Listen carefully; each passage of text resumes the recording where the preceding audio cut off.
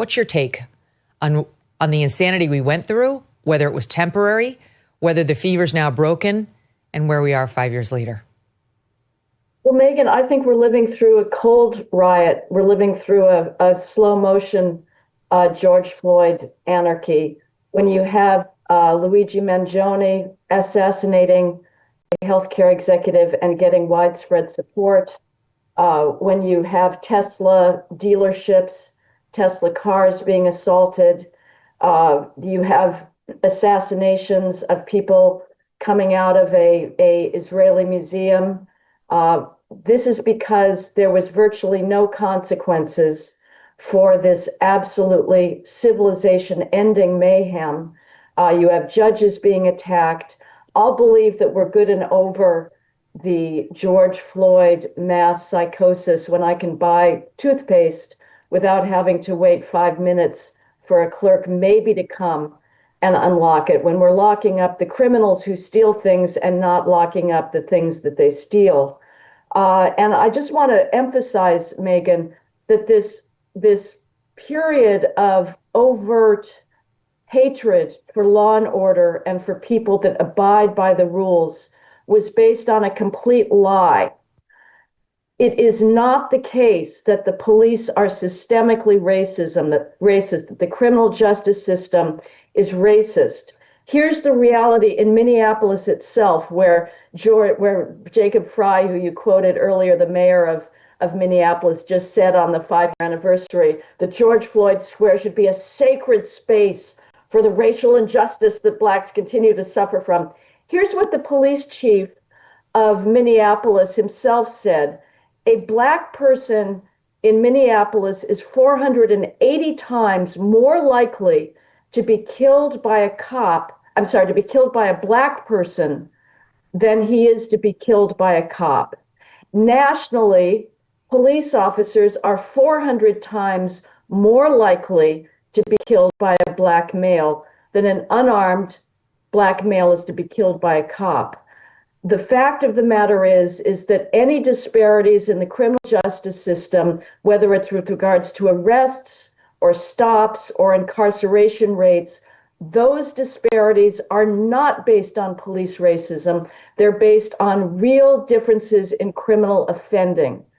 Blacks commit the disproportionate majority of violent crime. That's why they have more encounters with police officers. Nevertheless, this view that George Floyd was a sacrificial lamb to systemic racism became the jumping off point for a level of anarchy that we have not seen and that is still a watchword for the left. We have to be vigilant and continuously beat this thing down. And again, the anarchy is still going on. I'm out here in Irvine, California this Saturday. In Los Angeles, there was a crowd that rampaged through streets, tagging everything in sight. They tagged police cars with the police still in them, destroying cars, completely unchecked. Why? Because there were no consequences. Because we sent the message that if you're vandalizing, if you're looting in the name of social justice, you can get away with it. We have an organization called BLM, in addition to the overall movement of which some untold numbers say that they're a part. But the organization of BLM has basically imploded.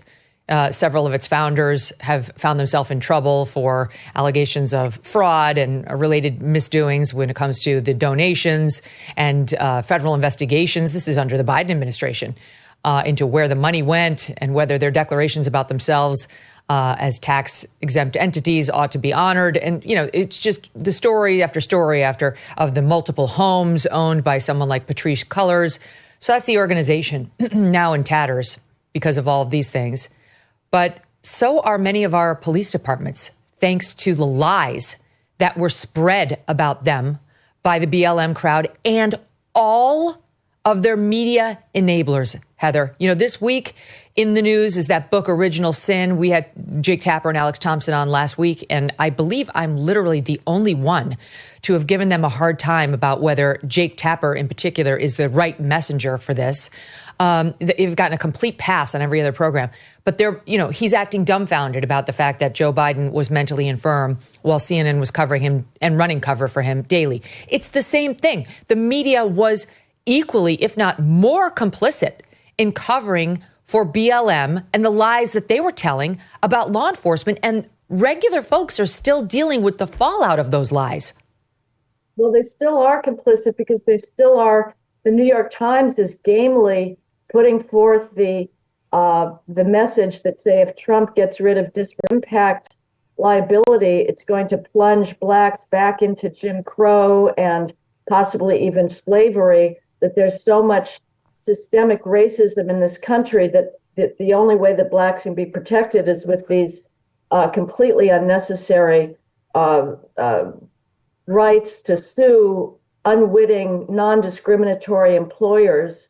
And it's the same thing with the police. We have made progress, there's no question, but you're right, the police are demoralized. They're still way down in many departments. Los Angeles is way down, and you still have the police handcuffed. This phony idea that the blacks are subject to systemic racism, the effort to find examples of that gets pretty desperate. So you have things like the mayor of Chicago, Brandon Johnson, canceling the so-called shot spotter technology. These are audio sensors that are put up in neighborhoods to be able to hear shootings even when somebody in the community doesn't call them in, which is the vast majority of shootings in minority neighborhoods are not called in because people sort of don't give a damn anymore. But the technology allows the police to be able to get to shooting scenes very quickly and give aid to the victims. Well, Brandon Johnson declared that this was a racist technology because it showed that most shootings go on in black neighborhoods.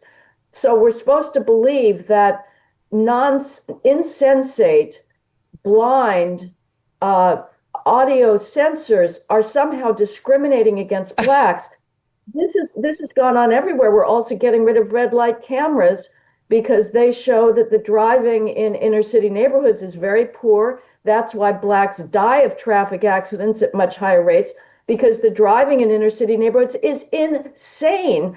But we'd rather shoot the messenger and believe that red light cameras are somehow discriminating against blacks. So those types of completely preposterous, hysterical reactions to a reality, which is great disparities in criminal victimization and criminal offending, continue to drive our criminal justice system.